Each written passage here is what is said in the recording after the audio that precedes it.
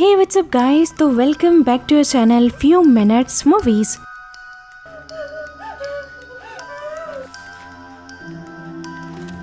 तो कहानी की शुरुआत में हमें दो दोस्तों कारा और डेंडा को दिखाया जाता है। उन दोनों का अपने दोस्तों के साथ क्लब जाने का प्लान था, इसलिए वो दोनों तैयार हो रही थी। अब इसी बीच वो दोनों कारा के बॉयफ्रेंड पुत्रा के बारे में बातें करने लगती हैं, क्योंकि वो कारा से प्यार तो बहुत करता था पर वो थोड़ा ज्यादा पॉसेसिव था। अब उनके दोस्त घर पर आ जाते हैं क्योंकि कारा की माँ कहीं गई हुई थी और उन्हें कल वापस आना था, इसलिए कारा ने अपने दोस्तों को अपने घर पर बुला लिया था। फिर हमें उनके दोस्तों को दिखाया जाता है जिसमें एक कपल गैरी और रोसा थे और दो लड़के मार्को और विष्णु थे। अब ये लोग काफी एंजॉय करते हैं और बहुत नशे में भी हो जाते हैं।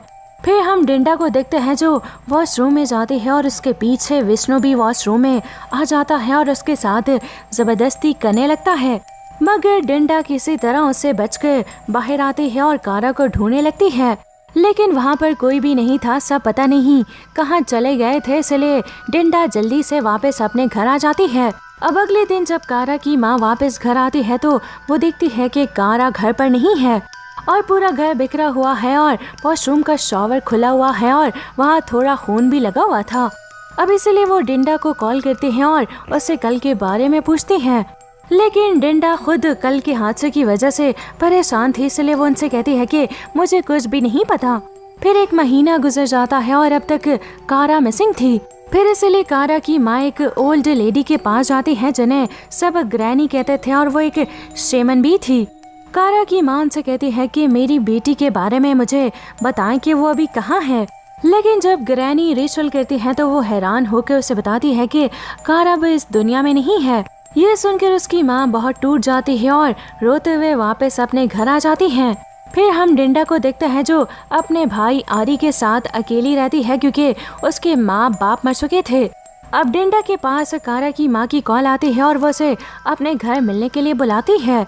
डेंडा जब उनके घर जाती है तो वो कारा की पिक्चर के ऊपर फूल लगा रही थी, क्योंकि उन्हें पता चल गया था कि कारा अब इस दुनिया में नहीं है। फिर वो डेंडा से कहती है कि किचन से पानी लेकर आ जाओ, मगर जब डेंडा पानी निकालने लगती है तो नलके से पानी नहीं आ रहा था और वो खराब हो रहा था।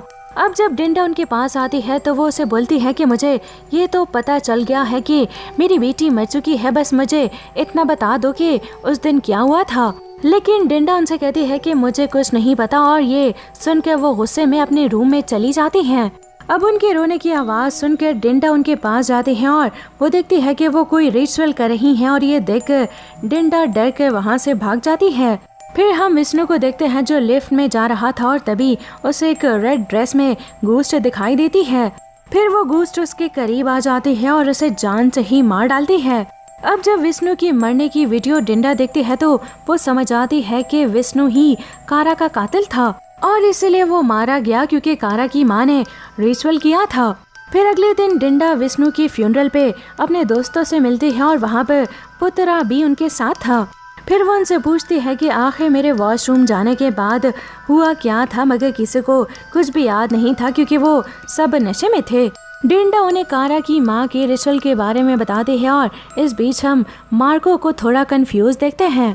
अब डेंडा की ये बातें सुनकर रोसा बहुत डर जाती है और गैरी को लेकर घर के लिए निकल जाती है। लेकिन रास्ते में उनका सामना भी उसी रेड ड्रेस वाली घोस्ट से हो जाता है, पर वो बस गैरी को ही दिखाई दे रही थी। इसलिए गैरी डर कर गाड़ी से उतरता है और तभी एक कार से उसका एक्सीडेंट हो जाता है और वो वहीं मारा जाता है। उसके बाद रोसा डेंडा के पास आती है और उसे रोते हुए गैरी की मौत के बारे में बताती है और उसे कहती है कि अगर ये सब कारा कर रही है तो वो हमें क्यों मार रही है। लेकिन ये बात डेंडा को भी समझ में नहीं आ रही थी, इसलिए वो दूसरे दिन पुत्रा और रोसा के उसी ग्रैनी शेमन के पास जाती है और उन्हें सारी बात बताती है। अब यहाँ पर ग्रैनी एक रिचुअल करती है और उन्हें एक होंग हुई घोस्ट के बारे में बताती है। अब यहाँ पर होंग हुई घोस्ट वो होते हैं जो लाल कपड़ों में मरते हैं ताकि वो मरने के बाद अपना बदला पूरा कर सकें और उन्हें रोकना भी बहुत मुश्किल होता है। अब उसकी बात सुनकर वो लोग उससे मदद मांगते हैं, पर वो कहती है कि मैं इतना कर सकती हूँ कि तुम्हारी कारा से बात करवा सकती हूँ। अब ग्रैनी डिंडा को रिचुअल करके कुछ विजन्स दिखाती है जिसमें कोई कारा के साथ जबरदस्ती कर रहा था और उसके बाद उसने उसे पानी में डुबोकर मार दिया। जब ये देखकर डिंडा होश में आती है तो तब तक ग्रैनी पोजेस्ड हो चुकी थी और वो इन तीनों पर हमला कर देती हैं, जिसमें रोसा बहुत ज़्यादा जख्मी हो जाती है, पर पुत्रा और डिंडा बचकर वहाँ से निकल जाते हैं। लेकिन तभी डिंडा को ग्रैनी की बात याद आती है कि सब वहीं ख़त्म होगा जहाँ से शुरू हुआ था। इसलिए वो कारा के घर जाते हैं, मगर उन्हें वहाँ कारा की माँ की बॉडी मिलती है और उन्होंने रेड ड्रेस पहना हुआ था। अब यानी कि जिस गोस्ट ने उनके दोस्तों को मारा था वो कारा नहीं थी बल्कि उसकी माँ थी। अब अगले दिन कारा की माँ का फ्यूनरल होता है और उसके बाद पुत्रा डिंडा को उसके घर छोड़ने के लिए जाता है और रास्ते में वो दोनों बातें करने लगते हैं। यहाँ पर डिंडा उसे बताती है कि उस दिन मार्को ने उसके साथ जबरदस्ती की थी और उसके बाद उसे मार कर उसे कहीं फेंक दिया था। अब ये सुनकर पुत्रा को काफी बुरा लगता है और वो कहता है कि अगर उस दिन मैं वहाँ होता तो ऐसा कुछ भी नहीं होता। फिर जब अपने घर पहुंचकर डिंडा गाड़ी से उतरती है तो पुत्रा उसे कहता है कि तुम आराम करो, मैं मार्को को ढूंढने जा रहा हूँ और मैं उसे नहीं छोड़ूंगा। फिर हम रोसा को देखते हैं जो हॉस्पिटल में होती है और वहाँ कारा की माँ का घूस आकर उसे जान से मार देता है।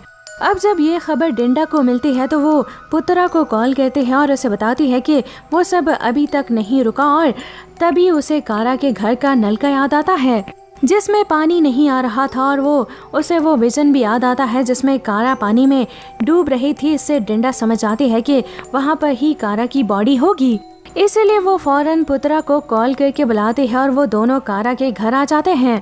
फिर डिंडा छत पर जाती है और पानी की टंकी को खोल कर देखती है तो उसकी जान निकल जाती है क्योंकि उसमें कारा की डेड बॉडी थी। लेकिन तभी पुत्रा पीछे से आकर डिंडा को भी धक्का देकर टंकी में बंद कर देता है।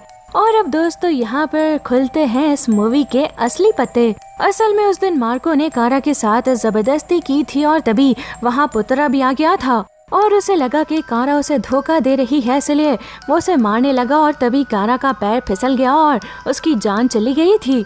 उसके बाद पुत्रा ने उसे बेड पर लेटा दिया था मार्को के बराबर और जब मार्को उठा तो पुत्रा ने ऐसे रिएक्ट किया कि तुमने कारा को जान से मार दिया और उसे कारा की बॉडी को टंकी में डलवा दिया था। फिर हम वापस डिंडा को देखते हैं जो टंकी में थी और उसकी सांसें रुक रही थी। फिर तभी वहाँ पर मार्को उसे बचाने के लिए आ जाता है लेकिन पुत्रा उसे भी जान से मार देता है। अब जब डिंडा भी टंकी में बेहोश हो चुकी थी पर तभी कारा उसकी बॉडी को पोजेस्ट करके टंकी से बाहर आती है और पुत्रा को पकड़कर जान से मार देती है।